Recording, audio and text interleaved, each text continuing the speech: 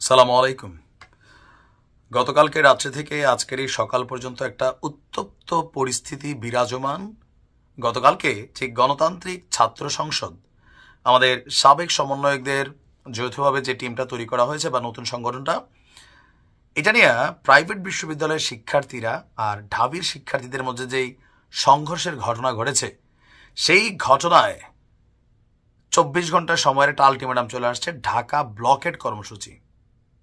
অভিযোগ যে এখানে প্রাইভেট ইউনিভার্সিটির ছাত্রদের কোনো ধরনের মূল্যায়ন করা হয়নি। গতকালকে আপনারা দেখেছেন, তবে মূল্যায়নটা হাতাহাতির মধ্যে শেষ হয় নাই। এবার এই নতুন যে দলটা তৈরি হয়েছে তাদের বিরুদ্ধে অলরেডি মাঠে নেমে গেছে ছাত্ররা। আপনি ভাবতে পারেন যে একদল ছাত্রদেরকে ঠেকানোর জন্য আরেক দল ছাত্র মাঠে নামছে।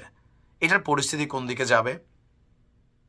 একটা পারিবারিক, এতদিন আমাদের মেইন রাজনৈতিক দলগুলোর মধ্যে হচ্ছে তারা পরিবার কেন্দ্রিক, যেমন শেখ পরিবারের সাথে যারা আছে সবাই ভালো জায়গায়, অথবা জিয়াউর রহমান পরিবারের সাথে যারা আছেন তারা ভালো জায়গায়। তো এখন এই ছাত্ররাও ওই যে মেইন ঢাবির 8-10 জন সমন্বয়ক, তারাই সব জায়গায় সব পদ পদবি, বাকি সারা বাংলাদেশ থেকে কাউকে নিচ্ছে না, প্রাইভেট ইউনিভার্সিটিকে মূল্যায়ন করছে না। প্রাইভেটের শিক্ষার্থীদের বক্তব্য, তোমাদের কয়টা প্রাণ দিছো ঢাবির, আমাদের কয়টা প্রাণ গেছে, আমাদের তো একজন লোক টার্গেট ছিল, তাকে রাখার জন্য তোমরা কেন রাখলা না? ফাইনালি এটাকে নিয়ে এবার কর্মসূচি ঘোষণা করে বসেছে প্রাইভেটের শিক্ষার্থীরা। প্রাইভেটের দাবি যে তাদের গতকালকে বেশ কয়েকজন শিক্ষার্থী আহত হয়েছেন এবং বিচারের দাবিতে আজ বৃহস্পতিবার তারা বিক্ষোভ কর্মসূচি পালন করবে। যদি দাবি পূরণ না হয় তাহলে শুক্রবার ঢাকা ব্লকেড কর্মসূচির হুঁশিয়ারি দিয়েছে আপনার বৈষম্য বিরোধী ছাত্র আন্দোলন সম্মিলিত বেসরকারি বিশ্ববিদ্যালয় শাখা। রাজধানীর বাংলা মোটরে বৈষম্য বিরোধী ছাত্র আন্দোলনের কেন্দ্রীয় কার্যালয়ের সামনে সড়ক অবরোধ করে এই ঘোষণা দিয়েছেন আপনার বৈষম্য বিরোধী বেসরকারি বিশ্ববিদ্যালয়ের ছাত্র কেন্দ্রীয় কার্যনির্বাহী কমিটিতে আছেন নাঈম আবেদিন এবং সম্মিলিত বেসরকারি বিশ্ববিদ্যালয়ের আহ্বায়ক MJH মঞ্জু। রাত 11টার দিকে তারা আপনার এই সিদ্ধান্ত নিয়েছেন। তাদের বক্তব্য, প্রাইভেটের রক্ত মারিয়ে তারা এই ছাত্র সংগঠন করছে। প্রাইভেটের রক্তের উপর দাঁড়াইয়া সবগুলা উপদেষ্টা হইছে, সকল ধরনের সুযোগ সুবিধা নিছে। প্রাইভেটের রক্তের উপর এই দেশটা স্বাধীন হয়েছে, কিন্তু নেতৃত্বে কেন প্রাইভেটকে বঞ্চিত রাখা হয়েছে?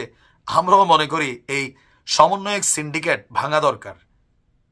সারা বাংলাদেশ থেকে যারা ইউনিভার্সিটি, স্কুল, কলেজে যারাই আহত হয়েছে, নিহত হয়েছে, এই পরিবারগুলা গতকালকেও রাস্তার মধ্যে চিকিৎসার দাবিতে প্রধান উপদেষ্টার বাসভবনের সামনে যাচ্ছে। কেন ভাই? কারণ এদের চিকিৎসাও নাই, মূল্যায়নও নাই। আর প্রাইভেট যদি রাস্তায় না নামতো, এই নাহিদ আর সিফ সার্জিসরা ডিবি হারুনের বাটে বইরা আয়নাঘরে বন্দি থাকতে হইতো। কারণ তৎকালীন প্রেক্ষাপটে আন্দোলনের মোড়টা ঘুরাই দিয়েছিল প্রাইভেট। এটা কোনোভাবেই অস্বীকার করার কোনো রকম সুযোগ নেই। ছাত্রদের বক্তব্য, আজকে নতুন ছাত্র সংগঠন তারা ঢাকা বিশ্ববিদ্যালয়ের শিক্ষার্থীরা ন্যাশনাল, মাদ্রাসা, 7 কলেজ, প্রাইভেট বিশ্ববিদ্যালয়ের কাউকে রাখে নাই। তারা আমাদের বাদ রাখলে ঢাকা ব্লকেট করে দিব, কোনো দল কিছুই হইতে দিব না। হামলার বিচারের দাবিতে তাদের বক্তব্য, যদি সুরাহা না হয়, হামলাকারীদের গ্রেপ্তার করা না হয়, 28শে ফেব্রুয়ারি ঢাকা ব্লকেট। এখন এই যে বক্তব্য যে আমাদের কোথাও কোনো মূল্যায়ন নাই, আমরা এগুলো দাবিও করে নেই, কিন্তু এখন যেহেতু একটা ছাত্র সংগঠন হয়েছে, প্রাইভেটকে কেন বঞ্চিত করা হলো? মূল কেন্দ্রীয় কমিটি, তো যে বললাম সমন্বয়ক সিন্ডিকেটের কবলে এখন বাংলাদেশ।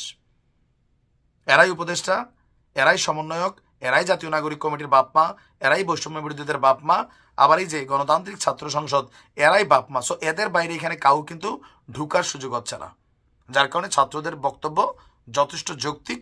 আমরা মনে করি এই আন্দোলনের স্টেক হোল্ডার হিসাবে প্রাইভেট ইউনিভার্সিটি থেকে এখানে মূল কেন্দ্রীয় কমিটিতে 6 জনের মধ্যে 3 জন থাকা উচিত প্রাইভেট, আর 3 জন ঢাকা ভার্সিটি সহ থাকুক।